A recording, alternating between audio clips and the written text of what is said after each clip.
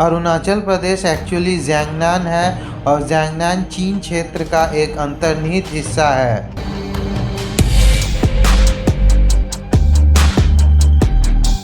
अगर आज मैं तुम्हारे घर का नाम बदल दूं, तो क्या वो मेरा हो जाएगा? हमारी सेना लाइन ऑफ एक्चुअल कंट्रोल पर तैनात है। अरुणाचल प्रदेश भारत का एक अभिन्न अंग था, है और आगे भी रहेगा। किसी के भी द्वारा नाम बदल देने से कोई फर्क नहीं पड़ता। नमस्कार दोस्तों, चाइना को बेसिकली वर्बल डायरिया की बीमारी है। वो फिर से एक लिस्ट सामने लेके आ गया है जहां उसने पूरे अरुणाचल प्रदेश को ज़ांगनान कहा है और वहां के 30 जगहों के नाम बदल दिए हैं। और ऐसा वो पहली बार नहीं कर रहा है, ये उसका 4th लिस्ट है। इससे पहले 2017 में अरुणाचल के 6 लोकेशंस के नाम बदलते हुए पहला लिस्ट लाया था। फिर से 2021 में 15 जगहों के नाम बदलते हुए दूसरा लिस्ट लाया था और 2023 में 11 जगहों के नाम बदल के फिर से तीसरा लिस्ट लाया था। और सिर्फ इतना ही नहीं, G20 समिट के दौरान चाइना एक इमेजिनरी मैप लेके आ गया था जहां वो अरुणाचल और लद्दाख के कुछ हिस्सों को अपना कह रहा था। चाइना का हमेशा से ही ये आदत रहा है, हड़प लो, जैसे उसने तिब्बत को हड़प लिया है। खैर, भारत का भी जोरदार जवाब आ गया है। आप एक बार जयशंकर जी का बयान देख लीजिए। देखिए, ऐसा है, अगर कोई मैं आपके घर का नाम बदल दूं तो मेरा घर बन जाएगा क्या? अरुणाचल प्रदेश भारत का स्टेट है, पहले भी था, अभी भी है, आगे भी रहेगा। तो ये नाम बदलने से कुछ नहीं होता। सही बात है, किसी और के घर का नाम बदल देने से वो मेरा तो नहीं हो जाता है। वैसे भी अक्साई चीन के बाद चाइना ने भारत की ज़मीन को हड़पने की कोशिश तो बहुत की है, मगर सक्सेस नहीं मिल पाया है। और 2014 के बाद से तो करारा जवाब भी मिलने लग गया है। अब चाइना बेचारा क्या करे, दिल जले आशिक की तरह ये सब उल्टा पुल्टा काम किए जा रहा है। खैर, तो आइए इस वीडियो में हम इन्हीं सब कुछ पॉइंट्स पे डिस्कस और एनालिसिस करते हैं। हम ये जानने की कोशिश करेंगे कि ये पूरा घटना क्या है, चाइना क्यों अरुणाचल को लेके फिर से बोलने लग गया है, चाइना का 5 पॉइंट स्ट्रैटेजी क्या है और अरुणाचल इसमें कैसे फिट होता है। और लास्ट में हम देखेंगे कि हिमंता विश्व शर्मा और अपोजिशन का क्या बयान आया है। तो चलिए शुरू करते हैं, मगर इससे पहले आप चैनल को ज़रूर सब्सक्राइब कर लीजिए और अगर आपको ये वीडियो पूरा देखने के बाद अच्छा लगे तो लाइक और शेयर करते हुए इस वीडियो को आगे बढ़ा दीजिए। चलिए शुरू करते हैं।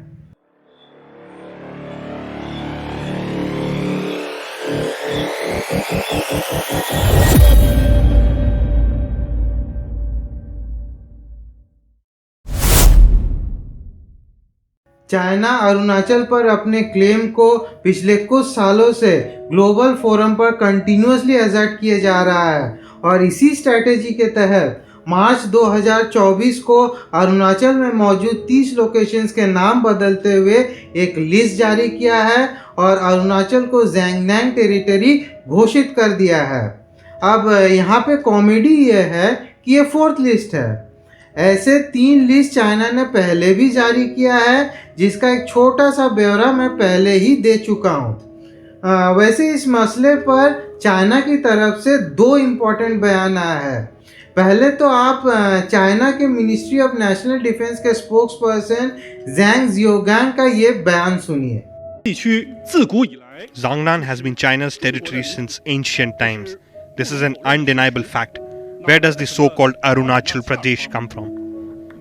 ये दिल जले यहाँ ये कहना चाह रहा है कि quote unquote so-called Arunachal Pradesh सदियों से चाइना का हिस्सा रहा है, जिसे ज़ांगनान कहा जाता है। अब इसका मैं क्या कहूँ, आप हिस्ट्री खंगाल के देख लीजिए।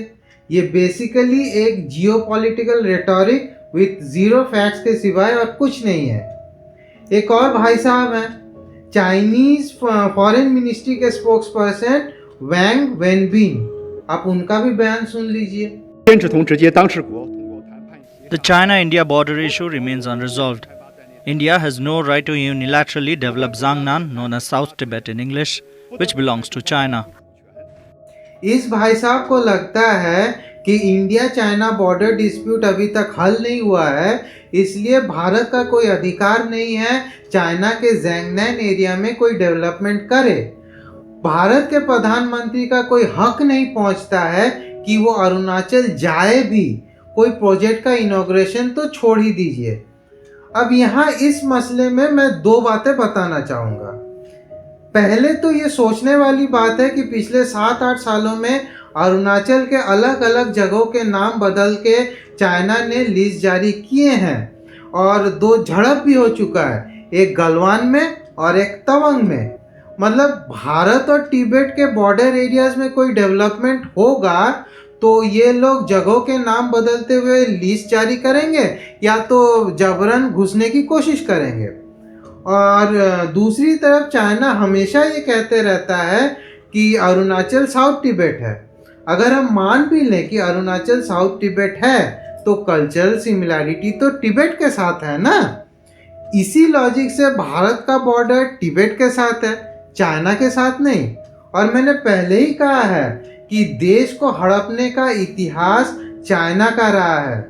तिब्बत को तो माओ के टाइम में ही हड़प लिया था ना, तो चाइना का क्या हक बनता है इस बारे में बोलने का। और ये चाइनीज गवर्नमेंट का जो दिल जला है ना, इसके पीछे सबसे बड़ा कारण है सेला टनल। आगे हम इसी के बारे में डिस्कस करेंगे। 8 मार्च 2024 प्रधानमंत्री नरेंद्र मोदी ने अरुणाचल प्रदेश में भारतीय सेना की पूरे साल स्मूथ मूवमेंट के लिए स्ट्रैटेजिकली इम्पोर्टेंट सेला टनल का उद्घाटन किया। केवल 800 करोड़ रुपए की लागत से बना और 13,700 फीट के विशाल सेला पास के नीचे सेला चारबेला रिज को काटते हुए ये सुरंग 9,800 फीट या 3,000 मीटर की ऊंचाई पर दुनिया की सबसे लंबी ट्विन ट्यूब टनल है। इन 2 टनल्स का डिस्टेंस 980 मीटर और 1,555 मीटर है। इसके अलावा 2 टनल्स के बीच 1.2 किलोमीटर का लिंक रोड शामिल है, जो ट्रैवल टाइम को कम करने के अलावा रोड इश्यूज को भी सॉल्व करेगी। इन शॉर्ट, ये एक ऑल वेदर कनेक्टिविटी है असम के गुवाहाटी से अरुणाचल के तवांग तक। ये आपको समझना होगा कि सेला टनल नॉर्थ ईस्ट के अंतिम छोर तक पहुंचने का सिर्फ एक डेवलपमेंट प्रोजेक्ट नहीं है, ये स्ट्रैटेजिकली भी उतना ही इम्पॉर्टेंट है, इफ़ नॉट मोर। ये टनल BCT या बालीपारा चारीद्वार तवांग रोड पे है, जहाँ वेदर कंडीशंस बहुत ही ख़राब रहता है, चाहे वो जाड़े का टाइम हो या गर्मी का मौसम। नवंबर से फरवरी तक यहाँ हेवी स्नोफॉल होता है और सड़क को खुला रखने के लिए स्नो कटर्स और एक्सकेवेटर्स लाके बर्फ़ साफ करना पड़ता है। गर्मियों में भी राहत नहीं है, उस समय यहाँ इतना लैंडस्लाइड होता है कि कई बार रोड ही बंद रखना पड़ता है। और ये एकमात्र सड़क है जहाँ से भारतीय सेना के हेवी आर्टिलरीज का मूवमेंट होता है। तो ये टनल बन जाने से भारतीय सेना के हेवी आर्टिलरीज का मूवमेंट भी स्मूथ हो जाएगा। मगर तवांग स्ट्रैटेजिकली इतना इम्पोर्टेंट क्यों है? इस स्ट्रैटेजिक इम्पोर्टेंस को समझने के लिए मैं चाहूँगा कि आप मेरे ही एक पुराने वीडियो का एक छोटा सा हिस्सा देखें जो मैंने तवांग झड़प के समय बनाया था। तवांग या यूँ कहें कि अरुणाचल प्रदेश के स्ट्रैटेजिक इम्पोर्टेंस को दर्शाने के लिए मैं यहाँ 2 पॉइंट्स बताना चाहूँगा। पहला तो ये है कि तवांग शहर भारत के नॉर्थ ईस्टर्न रीजन में चाइनीज एंट्री का सबसे बड़ा गेट पास है। तवांग के उत्तर में बुमला पास है जो तवांग डिस्ट्रिक्ट को चीन अधिकृत तिब्बतन ऑटोनोमस रीजन से जोड़ता है और इंसिडेंटली ये वही पास है जहां से 1962 में चीन ने घुसपैठ किया था। और दूसरा ये है कि अगर कभी भी वॉर सिचुएशन खड़ा हो जाता है तो ये तो तय है कि भारत अरुणाचल में ही अपने मिसाइल्स डिप्लॉय करेगा। एक्सपर्ट्स का भी ये कहना है कि multi layered air defence system को डिप्लॉय करने के लिए अरुणाचल सबसे बढ़िया जगह है। तो देखा आपने कि अरुणाचल का ये हिस्सा चाइना के लिए एक ट्रेडिशनल सेंधमारी का जगह रहा है। अब यहाँ सेला टनल बन जाने से हेवी आर्टिलरीज का डिप्लॉयमेंट तो होगा। जाहिर सी बात है चाइना को दर्द भी पहुंचा है। अब सेला टनल का जख्म भरा भी नहीं था कि यूएस ने आके जख्म पे नमक छिड़क दिया। United States recognizes Arunachal Pradesh as Indian territory, and we strongly oppose any unilateral attempts to advance territorial claims by incursions or encroachments, military or civilian, across the line of actual control. ये वेदांत पटेल हैं, US state department के principal deputy spokesperson. US government की तरफ से बयान जारी करते हुए उन्होंने कहा कि यूएस अरुणाचल प्रदेश को इंडियन टेरिटरी के रूप में मान्यता देता है और लाइन ऑफ एक्चुअल कंट्रोल के पार मिलिट्री या सिविलियन घुसपैठ या अतिक्रमण करके टेरिटोरियल क्लेम का दावा करने के किसी भी एक तरफे प्रयास का यूएस पूरी तरह से विरोध करता है। अब हुआ यूं कि चाइना को बुरा लग गया। इस बयान के तुरंत बाद चाइनीज फॉरेन मिनिस्ट्री के स्पोक्स पर्सन लिन जियान का बयान आता है। सुनिए। चाइना और भारत का बॉर्डर इशू दोनों देशों के बीच का मामला है और इस मुद्दे से यूएस का कोई लेना देना नहीं है। ये सभी जानते हैं कि यूएस ने लगातार अपने मतलबी जियोपॉलिटिकल इंटरेस्ट को साधने के लिए दूसरे देशों के विवाद को भड़काने और फ़ायदा उठाने में कोई कसर नहीं छोड़ती है। ये कुछ हद तक सही भी है। यूएस अक्सर दो देशों के बॉर्डर इश्यूज पर अपना नाक घुसेड़ते रहा है, मगर यहाँ चाइना जो बताने की कोशिश कर रहा है कि यूएस अपने इंडो पैसिफिक स्ट्रेटेजी को पुश करने के लिए भारत को उकसा रहा है, ये शायद गलत है। मुझे लगता है कि भारत पिछले 10 सालों में जियोपॉलिटिक्स और इंटरनेशनल रिलेशंस में अपना एक मकाम, अपना एक जगह बनाया है, जिसकी वजह से यूएस भारत को सपोर्ट करने के लिए मजबूर है। और दूसरी बात यह है कि चाइना कब इंडो चाइना बॉर्डर डिस्प्यूट को सुलझाने की कोशिश की है? सलामी स्लाइसिंग स्ट्रेटेजी का प्रयोग किसने किया था? गलवान और तवांग में तो झड़प कर ही चुके हो। पाम और 5 फिंगर स्ट्रेटेजी तो 70 साल पहले माओ के दिमाग की उपज थी ना। और बाय द वे इस स्ट्रैटेजी को समझना बहुत ज़रूरी है, तभी हम चाइना के असली खेल को समझ पाएंगे। चाइना का अरुणाचल से प्यार और पाम एंड 5 फिंगर स्ट्रैटेजी को समझने के लिए मेरे ही एक पुराने वीडियो का एक छोटा सा हिस्सा मैं आपको दिखाना चाहूँगा। ये है पाम और ये है 5 फिंगर्स। सोच में पड़ गए कि मैं आपको क्या और क्यों दिखा रहा हूँ? घर आइए मत, चलिए आपको समझाता हूँ। ये है पाम एंड 5 फिंगर स्ट्रेटेजी और चीन को इस स्ट्रेटेजी में गहरा विश्वास है, क्योंकि माओ सेतोंग ये मानता था कि तिब्बत चाइना की हथेली है और लद्दाख, नेपाल, सिक्किम, भूटान और अरुणाचल प्रदेश उस हथेली की 5 उंगलियां हैं और इन सब को इस बेरहम दुनिया से, इस फासिज्म से मुक्त करना है। वाह रे वाह, वाह रे वाह, क्या ख्याली पुलाव पकाते हैं ये लोग। साले का खोपड़ी तोड़ साले का। चीन तिब्बत को एक स्ट्रेटेजिक पैसेज की तरह देखता है और उस पे कब्जा किया ही गया था ताकि वो अपने जियोपॉलिटिकल एम्बिशंस को साउथ एशिया तक बढ़ा सके। तो बेसिकली एक स्ट्रेटेजिक मास्टर प्लान के तहत चीन तिब्बत को अपना हथेली मानता है और हिमालय के गोद में बसे इन 5 उंगली यानी 5 फिंगर्स पर वो अपना वर्चस्व कायम करना चाहता है। आशा करता हूँ कि आपको चाइना का स्ट्रेटेजी समझ में आ गया होगा और आगे भी चाइना इस स्ट्रेटेजी को परस्यू करेगा, और करे भी क्यों ना। आखिरकार ये विचार तो उन्हें विरासत में मिला है ना अपने वैचारिक पिताजी से। चलिए आगे हिमंता जी का टिट फॉर टैट वाला बयान और ऑपोजिशन का पॉलिटिकल बयानबाजी भी देख लेते हैं।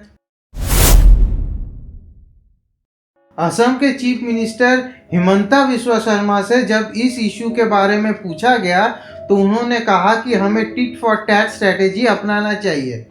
यानी चाइना अगर अरुणाचल के 30 जगहों के नाम बदल रहा है तो हमें भी तिब्बत के 60 जगहों के नाम बदल देने चाहिए। सुनिए उनका बयान। I think government of my demand that my request to government of India that we should give 60 geographical names to the Tibetan area of site. So it should be always tit for tat, but I don't want to comment because it is a policy decision of government of India. But if they have named 30, we should name 60. Thank you, sir. इसके बाद एक important बयान आता है अरुणाचल के chief minister Pema Khandu के तरफ से, जहां वो फर्स्ट पोस्ट को कोट करते हुए बताते हैं कि ये सब बेसिकली चाइना का एक गिमिक है। उन्होंने और भी बताया कि भारत के नागरिक होने और अरुणाचल के मूल निवासी होने के नाते चाइना के इस पूरे ड्रामे का वो निंदा करते हैं और अरुणाचल भारत का एक अभिन्न अंग था, है और हमेशा रहेगा और यहाँ के नागरिक ऐसी हरकतों को सीधे तौर पे खारिज कर रहे हैं। अब शुरू होता है ऑपोजिशन का पॉलिटिकल रेटोरिक। पी चिदम्बरम जी का ये वीडियो देखिए। Why is the Honorable Prime Minister raking up that issue? Why does he not talk about what happened in the last 2 to 3 years? China has occupied 2,000 square kilometers of Indian territory. And the Prime Minister gave a clean chit to China by saying, and I quote, "No part of Indian territory is occupied by any foreign troops." तो चलिए let's talk. पहले Aksai चीन के बारे में बात करते हैं। 1959 नेहरू की एक बहुत बड़ी गलती जिसे अक्सर इग्नोर कर दिया जाता है वो है 1959 के यूनियन बजट में डिफेंस एक्सपेंडिचर को कम कर देना जब चाइना के साथ तनाव बढ़ रहा था। यूनियन बजट 1959 में डिफेंस एक्सपेंडिचर में उल्लेखनीय कमी देखी गई। बजट में डिफेंस एक्सपेंडिचर में 25 करोड़ रुपए की कटौती की गई और यूनियन बजट में 82 करोड़ रुपए का घाटा हुआ। डिफेंस एक्सपेंडिचर में कटौती नेहरू द्वारा लिया गया एक सुसाइडल डिसीजन था और जिसका परिणाम हुआ 1962 भारत चीन युद्ध में भारत की हार। 1959 और 1962 के बीच कई बॉर्डर डिस्प्यूट्स के बाद तिब्बत में विद्रोह को रोकने के नाम पे peoples liberation of army of China ने अक्टूबर 20, 1962 को भारत पर हमला कर दिया। भारतीय सेना के 7,000 जवान या तो मार दिए गए या बंदी बना लिया गया। चाइना ने अक्साई चीन में लगभग 14,700 स्क्वायर माइल्स या 38,000 स्क्वायर किलोमीटर पर आज तक कब्जा बनाए रखा है। तो चिदम्बरम जी, इसके बारे में क्या कहेंगे आप? और नेहरू का वो फेमस डायलॉग कौन भूल सकता है, ये बंजर ज़मीन है, यहाँ कुछ नहीं उग सकता है, कौन भूल सकता है? और इतने सालों तक आप लोग तो सरकार में रहे, क्या किया आपने इस डिस्प्यूट को सुधारने के लिए? 2008 में चाइना के कम्युनिस्ट पार्टी के साथ MOU कौन साइन कर रहा था? और आप ये जो कह रहे हैं ना कि चाइना ने भारत का 2000 स्क्वायर किलोमीटर ऑक्यूपाई कर लिया है, इसका कोई सबूत है? अब यूनाइटेड नेशंस में जब पूरी दुनिया भारत को सीट देना चाह रही थी तो नेहरू ने ये सीट किसको दान कर दिया था? इन सब सवालों के जवाब तो देना पड़ेगा ना। There was a debate about UN seat. Should India be given a UN seat at that time? So Pandit Nehru's position at that time was, he said, well, we deserve a seat, but first we must ensure China gets it. अब हाल ही में हुए कच्चथीबू island controversy के बारे में बात कर लेते हैं। पहले ये वीडियो देखिए। Again, this is there in one of the documents of the released under RTI. This is an observation by the then Prime Minister Jawaharlal Nehru in May of 1961. He says, he writes, I attach no importance at all to this little island, and I would have no hesitation in giving up our claim to it. I do not like matters like this pending indefinitely and being raised again and again in Parliament. I'm fast forwarding it to the time when Kachatibu agreement is done. There is a member of Parliament called G. Vishwanathan from Tamil Nadu, and he says, this is I'm quoting from Parliament records, we are worried about Diego Garcia, thousands of miles away from Indian territory, but we are not worried about this small island. When we speak of it, the Prime Minister, he's talking about Indira Gandhi ji, the Prime Minister is said to have remarked in the AICC meeting that this is a little rock.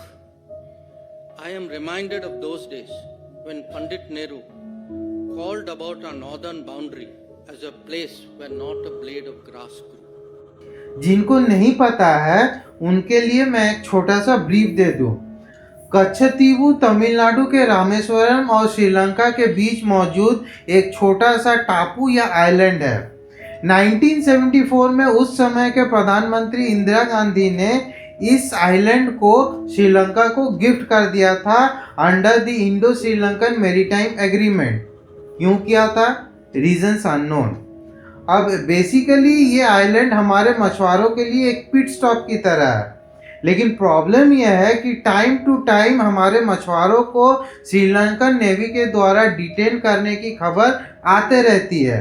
और external affairs ministry की माने तो पिछले 20 सालों में 6184 भारतीय मछुआरों को डिटेन किया गया है और 1175 नाव सीज कर लिए गए हैं।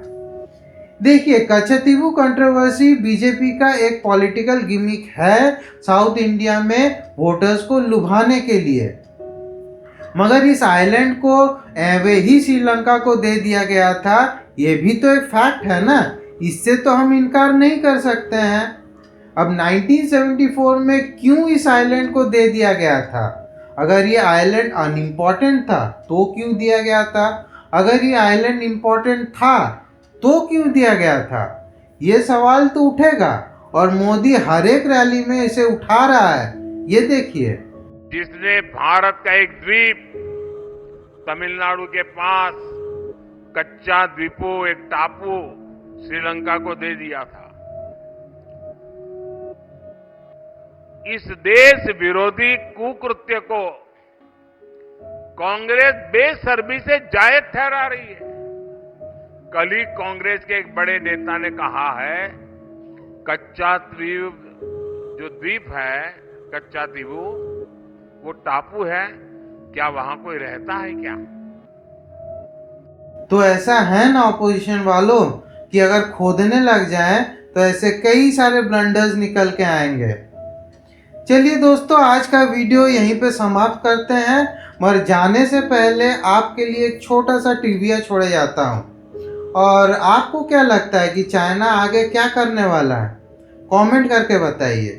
और अगर आपको इस तरह का कंटेंट पसंद आ रहा है तो इस वीडियो को लाइक और शेयर करके आगे बढ़ाइए। और याद है ना, सब्सक्राइब करने के बारे में मैंने आपको क्या कहा था? बिना सब्सक्राइब किए जाओगे ना तो पाप लगेगा। जय हिंद, वंदे मातरम। चलिए अब जाते जाते एक छोटी सी कहानी आपको बताता चलूं। बात है सितंबर 1967 की, जब जनरल सगत सिंह ने नाथुला में चीनी सैनिकों पर तोपों का मुंह खोल दिया था। करीब 300 चीनी सैनिक मारे गए थे। क्या आज ऐसा ही मुंह तोड़ जवाब देने का वक्त आ गया है? क्योंकि चीन तो यहाँ रुकने वाला है नहीं, वो फिर आएगा, वो फिर कोई रास्ता ढूंढेगा अंदर आने का। आपको क्या लगता है, क्या करना चाहिए?